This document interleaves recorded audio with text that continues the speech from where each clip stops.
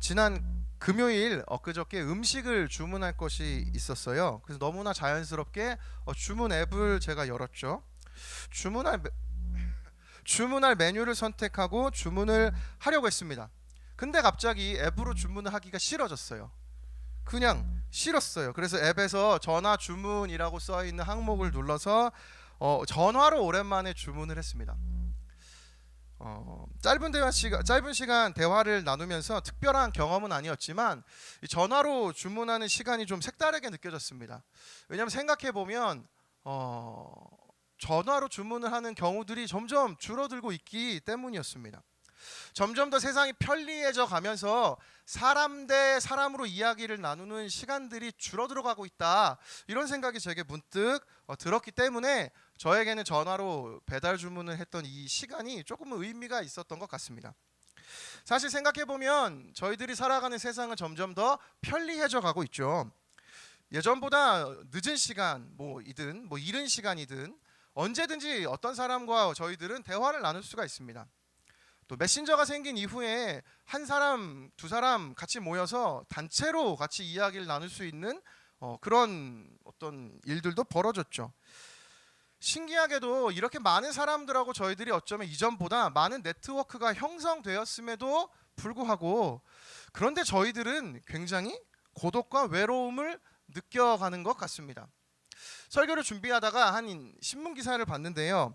기사 내용은 올 초 3월에 한 200명 정도를 대상으로 해서 이 외로움 지수를 이렇게 설문한 내용이었어요. 그 결과 200명 중에 40%의 사람들이 외롭다라고 답을 했고요. 10%의 사람들은 항상 혼자, 나는 맨날 혼자 있다라고 답을 한 사람이라는 겁니다. 절반 이상은 모두 외롭다라는 답을 하게 된 것이죠.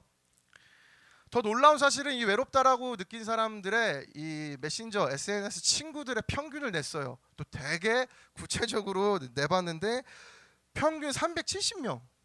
사실은 내 카톡 친구가 370명이나 됐는데도 나는 외롭다. 심지어 나는 항상 혼자다라는 답을 절반의 사람들이 했다는 거죠. 그렇게 치면 우리 부서에도 지금 이렇게 딱 절반 나눠서 이쪽 아니면 이쪽 어느 쪽? 외롭다라는 느낌이 우리 안에는 있을지 모른다는 것입니다. 이들 중에 약 40%, 이 외롭다고 한 사람들 중에 또 절반 가까이는 하루에 스마트폰을 5시간 이상씩 사용한대요. 우와라고 생각하는 바로 너가 그 사람이에요.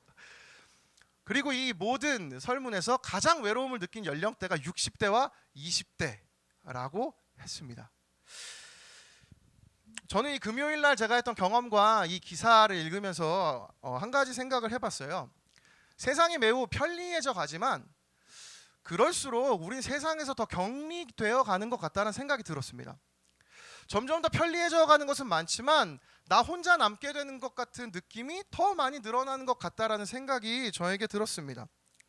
뭔가 사람과의 관계, 뭔가를 이루어가는 과정보다도 편리하게 빨리 그 결과, 주문이야 어찌됐건 밥이나 내놔라.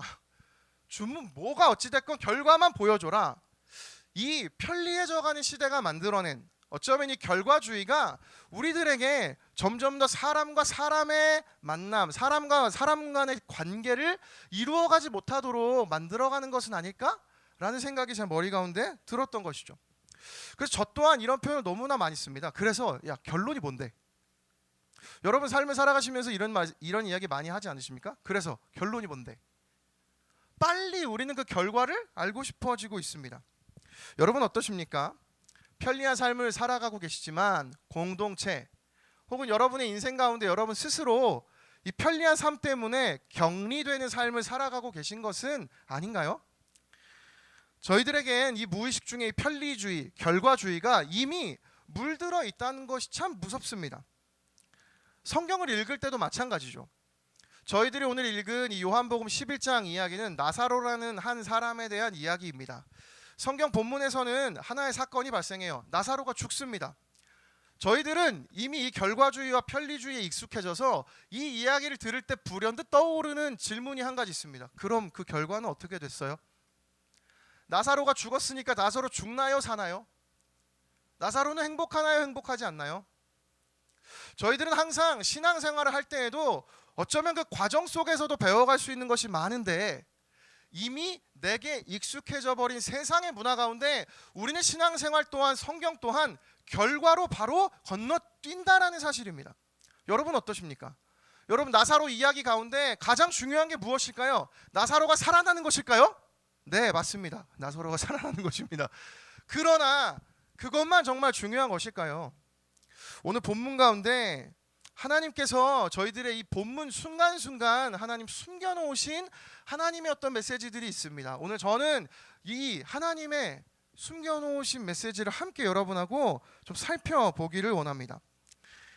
본문에는요, 예수님께서 나사로를 살리셨다라는 이야기만 써 있지 않아요. 다른 이야기들이 많이 써 있습니다. 왜 그럴까요? 만약에 정말 나사로가 살아났다는 것만 중요하면 요한복음 11장은 2절이면 됩니다.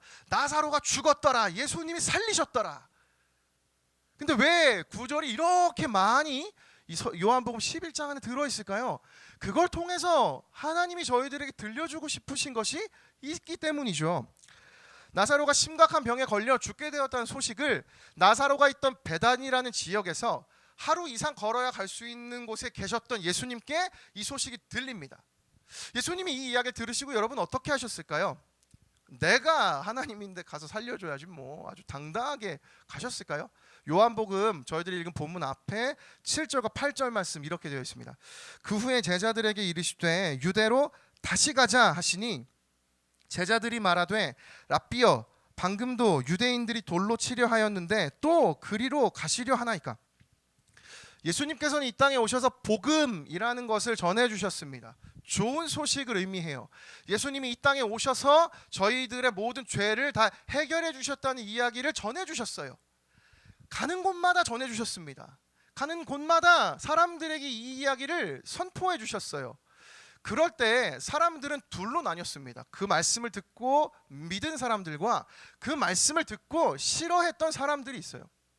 근데 지금 본문을 읽어보면 예수님이 복음을 전하시다가 어떤 상황에 처했나요? 지금 유대인들이 돌로 치려고, 방금도 유대인들이 돌로 치려 하였다. 제자가 이렇게 예수님께 이야기합니다. 곧 예수님의 지금 목숨이 위태위태한 상황이라는 거죠. 근데 이 본문 가운데 예수님이 나사로의 소식을 듣고 지금 이곳에서 도망쳐 나오신 그 장소에서 예수님 제자들에게 이렇게 말씀하시는 것입니다. 유대로 다시 가자. 여러분 이 구절에서 예수님의 마음이 느껴지십니까? 예수님은 이 죽음의 위협을 뚫고 베다니로 가십니다. 그래서 나사로를 만나세요. 그곳에 이 나사로는 마리아와 마르다의 오빠입니다. 근데 이 마리아와 마르다를 예수님 가셔서 만나세요. 그 가족들을 만납니다. 근데 마리아를 만난 장면 중에 이런 모습이 있죠. 오늘 읽었던 본문 32절부터 35절 한번 더 보십시오. 마리아가 예수 계신 곳에 가서 배엎고 그 발 앞에 엎드려 이르되 주께서 여기 계셨더라면 내 오라버니가 죽지 아니하였겠나이다 하더라.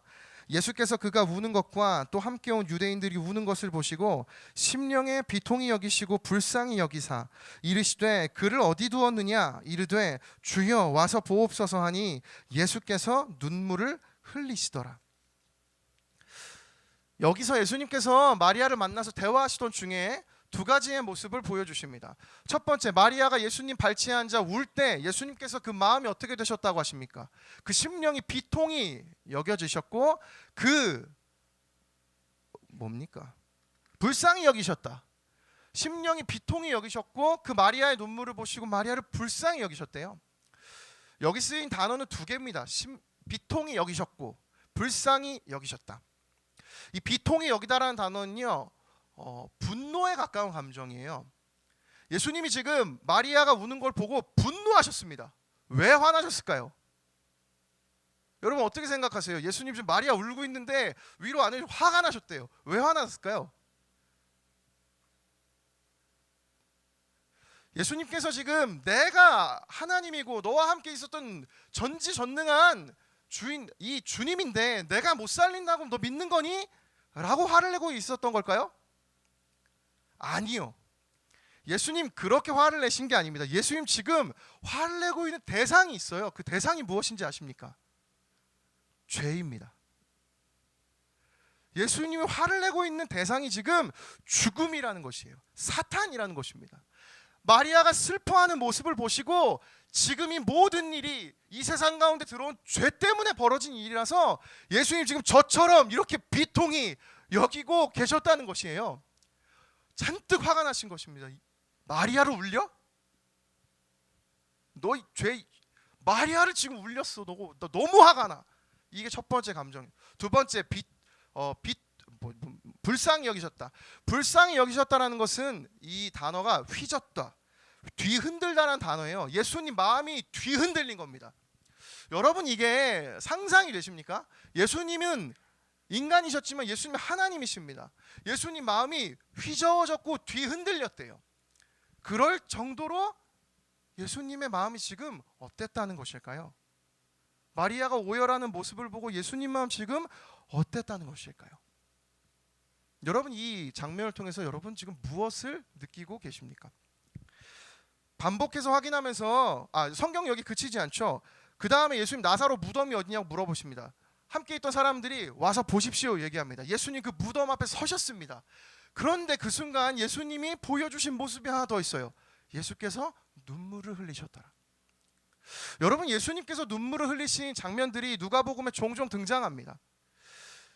여러분 이 장면 속에서 여러분 무엇이 느껴지십니까? 왜 나사로 결과를 중요시 여기지 않으시고 빨리 살리지 않으시고 예수님 거기서 왜 처량하게 우셨을까요? 반복해서 확인하며 본문을 읽으면서 한 가지 분명하게 느껴진 것이 있습니다. 그것은 바로 예수님의 마음이죠. 찰스 스윈돌 목사님은 요한복음이란 주석에서 이 장면 이렇게 설명하셨습니다. 신화 속의 이기적인 신들과 달리 성경의 삼위일체 하나님은 자신의 피조물들에게 공감하신다. 하나님의 아들은 온전한 신이시면서 또한 온전한 인간이시다. 우리가 울 때 우리의 창조주도 함께 우신다. 우리는 무지해서 눈앞에 절망 때문에 울지만 그분은 우리를 향한 긍휼 때문에 우신다. 여러분 오늘 예배 시간을 통하여서 하나님이 여러분에게 지금 들려주시고 전해주시는 하나님의 마음은 무엇입니까? 여러분 오늘도 이 예배가 그저 여러분에게 예배를 드렸다라는 결과로만 남게 된다면 저는 어쩌면 그것이 성경이 말하는 복음이 아니라고 생각합니다. 저는 그게 진짜 우리들이 믿는 신앙생활이 아니라고 생각합니다. 오늘 여러분이 복된 주일 주님 앞에 나와 예배하는 이 시간 속에 여러분 지금 하나님 여러분에게 무슨 마음을 흘려보내주고 계십니까? 저희들이 믿는 하나님이 오늘 본문에서 보았던 이 예수님 이와 같은 분이십니다. 결과주의로 보면 결국 나사로를 살려주신 그런 분이시고 그것이 너무 중요하지만 더 중요한 것이 있다면 예수님께서 이 본문을 통해서 그분의 따뜻한 온기를 이곳 가운데 지금 남겨주셨다는 것이죠. 전 설교를 준비하면서 굉장히 이 부분이 자랑스러워졌습니다. 제가 믿는 하나님이라는 존재가 다른 어떤 신들과 다르게 따뜻한 사랑을 전해주는 분이라는 사실이, 인간미가 넘치는 분이라는 사실이, 내 마음을 공감해 주시고 함께 울고 나와 함께 마음을 나누어 주신다는 사실이 저에게 너무나 자랑스러움으로 다가왔습니다. 저는 여러분에게 그 하나님을 자랑스럽게 소개합니다. 여러분 하나님은 절대로 우리를 결과적인 기준으로 판단하고 평가하시는 분이 아니세요. 여러분이 이 자리에 앉아서 하나님과 예배하는 가운데 하나님의 마음을 느끼시기를 원하십니다. 여러분 이 시간 하나님이 여러분에게 어떤 마음들을 들려주고 계신가요? 사실 성경은 예수님의 마음을 너무나 많이 흘려보내주죠. 요한복음 14장 18절 함께 한번 읽겠습니다. 시작. 내가 너희를 고아와 같이 버려두지 아니하고 너희에게로 오리라. 마가복음 6장 34절도 읽어보겠습니다. 시작. 예수께서 나오사 큰 무리를 보시고 그 목자 없는 양 같음으로 인하여 불쌍히 여기사 이에 여러 가지로 가르치시더라. 예수님께서는 이미 성경 가운데 수도 없이 내가 너를 고아와 같이 버려두지 않을 거야, 내가 너의 삶을 보고 너무 불쌍하다고 느껴져 성경에 수도 없이 하나님의 마음을 저희들에게 흘려보내주고 계십니다. 근데 왜 우리는 오늘 이 자리 가운데 내게 있는 지금 이 믿음과 같은 모습으로 살아가고 있는 것이죠? 여러분의 매일의 순간마다 하나님과 함께 한다라는 느낌이 저희들이 들기가 어려운 것일까요? 저희들이 익숙한 세상은 자꾸 결과에 집중하게 만듭니다. 예수님 믿으니까 예배만 나가면 되지, 예수님 믿으니까 기도 많이 하면 되지. 예수님 믿으면 헌금하면 되지. 예수님 믿으면 리더, 소그룹 잘 빠지지 않고 섬기고 하면 되지. 세상은 그거 하면 하나님 잘 믿는다라고 얘기해요. 근데 하나님은 그렇게 원하시지 않습니다. 하나님은 성경을 통해서 그 결과를 이루어가기를 원하시는 것이 아니라 하나님의 마음을 끊임없이 저희들에게 흘려보내주고 계시다는 사실이죠. 여러분이 하나님의 마음이 지금 들리고 계십니까? 어떻게 근데 하나님이 이렇게 신이신데 저희들에게 하나님의 마음을 들려주실 수 있을까요? 어떻게 하나님 저희들에게 이 마음 흘려보내주실 수 있을까요? 그 이유는 간단합니다. 예수님이 사람으로 이 땅 가운데 오셨기 때문입니다. 디모데전서 2장 5절 말씀 한번 읽어보겠습니다. 시작. 하나님은 한 분이시요 또 하나님과 사람 사이의 중보자도 한 분이시니 곧 사람이신 그리스도 예수라. 저는 이 구절이 참 따뜻하게 들려요. 곧 사람이신 그리스도 예수라. 여러분, 어떤 신이, 어떤 절대적인 존재가 사람으로 우리와 함께 할 수 있겠습니까? 굳이 사람이 되어야만 하는 것일까요? 저는 설교를 준비하면서 이런 생각이 들었어요. 왜 하나님 사람으로 오셨을까? 왜 하나님 우리 곁에 다른 모양이 아니라 나와 동일한 사람으로 오셨을까? 절대적인 하나님의 모습으로 오면 훨씬 많이 믿을 것만 같은데 태어났다라는 어떤 광고도 하지 않으셨어요. 예수님 축탄생, 예수님 생일 축하도 하지 않으시고 몰래 그냥 마구간 거기서 그냥 태어나셨어요. 왜 하나님은 우리들에게 사람으로 찾아오셨을까요? 여러 이유들이 있겠지만 저는 오늘 본문을 묵상하다가 설교 중에 한 구절이 저에게 눈에 들어왔습니다. 예수님이 마리아를 만나 눈물을 흘리시고 비통히 여기시고 그 마음을 불쌍히 여기시고 나사로를 보시고 예수님 눈물을 흘리셨던 이유가 이 한 구절에 담겨 있었어요. 요한복음 11장 5절 말씀이었습니다. 함께 읽겠습니다. 시작. 예수께서는 마르다와 그의 자매와 나사로를 사랑하셨다.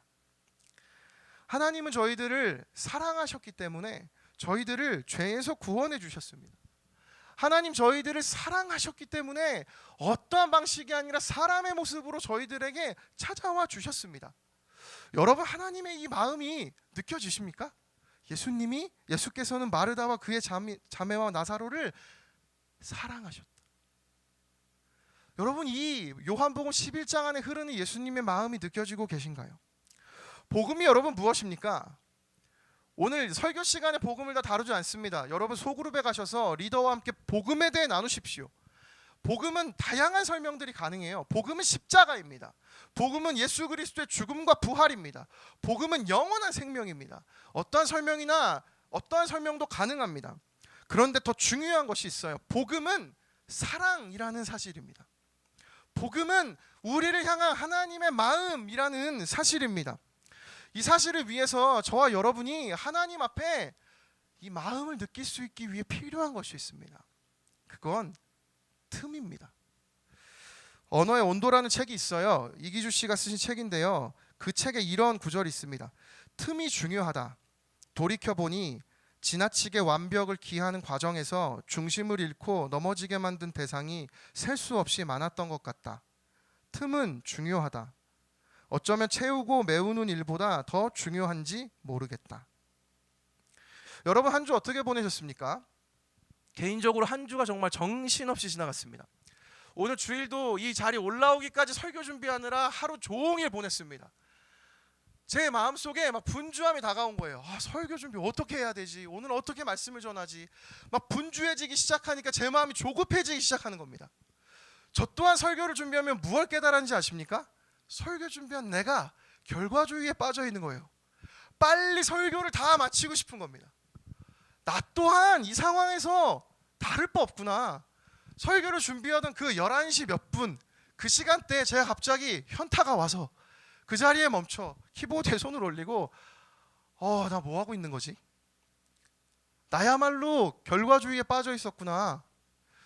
불현듯 그 생각을 하고 있을 때 제 마음 가운데 불쑥 하나님이 어떤 마음을 주셨습니다.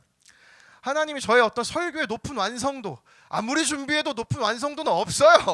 높은 완성도, 매끄러운 문장, 주님 이걸 원하시는 것이 아니고 그냥 내 모습 보시고 충실하게 최선 다한 모습 보시면서 격려해 주고 계시구나.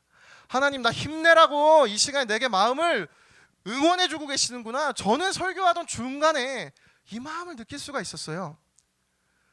여러분, 이 틈이 필요합니다. 여러분 예배 드리면서도 여러분 지금 혹시 설교 들으면서 그래서 오늘 설교의 결론이 뭐야? 오늘 어떻게 감동을 주고 싶은데? 도대체 나한테 던지는 메시지가 뭔데? 어디 한번 말해봐. 이 마음으로 설교를 듣고 계시다면 여러분 그건 완벽한 결과주의예요. 여러분 그건 예배가 아닙니다. 여러분 지금 하나님이 끊임없이 들려주고 계시잖아요. 여러분들을 위해 준비한 이 예배의 공간, 어느 누군가의 손길을 통해 준비된 예배의 시간, 이 모든 것을 통해서 여러분을 향한 마음이 전해지고 있습니다. 여러분 오늘 그 마음이 무엇으로 느껴지고 계십니까? 오늘 말씀을 통해서 저희는 하나님께서 결코 딱딱한 목적 지향자이거나 결과주의론자라는 생각이 그런 분이 아니라는 사실을 알 수 있어요. 여러분의 마음 가운데도 틈이 생겨서 저는 이 따뜻한 하나님의 마음을 오늘 일주일 가운데 오늘 이 한 시간이라도 좀 더 나아가서 여러분 속으로 파는 그 시간 가운데 여러분 정말 그 하나님 따뜻한 마음을 느끼시는 오늘 하루가 되시기를 예수님의 이름으로 축복합니다. 아멘.